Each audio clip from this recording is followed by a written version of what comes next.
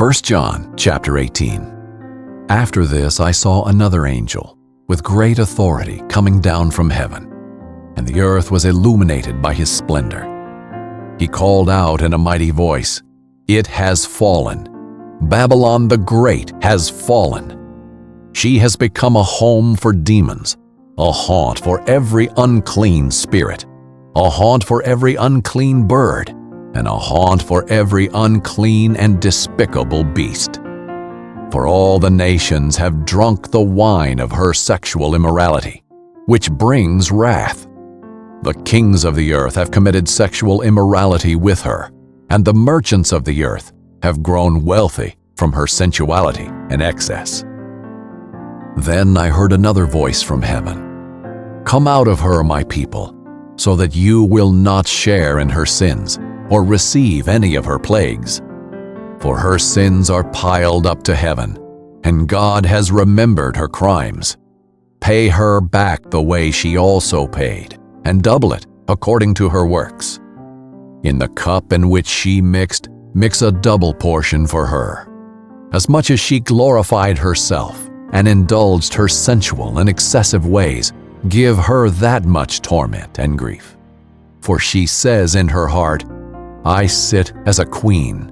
I am not a widow, and I will never see grief.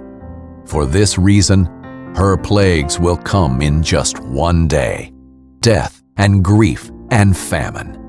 She will be burned up with fire, because the Lord God who judges her is mighty.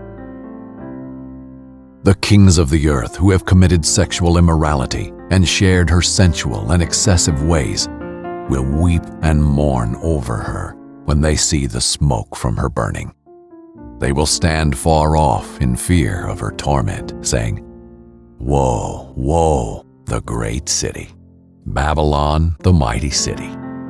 For in a single hour your judgment has come. The merchants of the earth will weep and mourn over her, because no one buys their cargo any longer.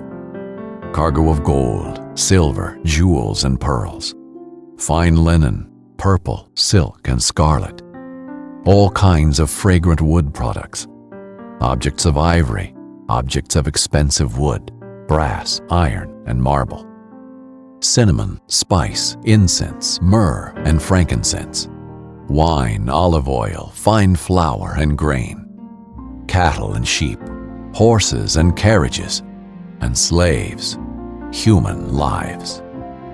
The fruit you craved has left you. All your splendid and glamorous things are gone. They will never find them again.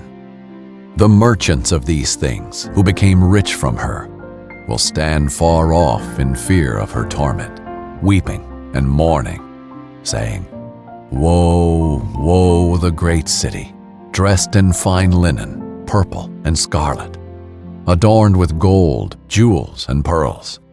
For in a single hour such fabulous wealth was destroyed. And every shipmaster, seafarer, the sailors, and all who do business by sea stood far off as they watched the smoke from her burning, and kept crying out, Who was like the great city? They threw dust on their heads and kept crying out, weeping and mourning, Woe, woe, the great city, where all those who have ships on the sea became rich from her wealth. For in a single hour she was destroyed. Rejoice over her, heaven, and you saints, apostles, and prophets, because God has pronounced on her the judgment she passed on you. Then a mighty angel picked up a stone like a large millstone and threw it into the sea, saying, In this way, Babylon the great city will be thrown down violently and never be found again. The sound of harpists, musicians, flutists, and trumpeters will never be heard in you again. No craftsman of any trade will ever be found in you again. The sound of a mill will never be heard in you again. The light of a lamp will never shine in you again. And the voice of a groom and bride will never be heard in you again. All this will happen because your merchants were the nobility of the earth, because all the nations were deceived by your sorcery.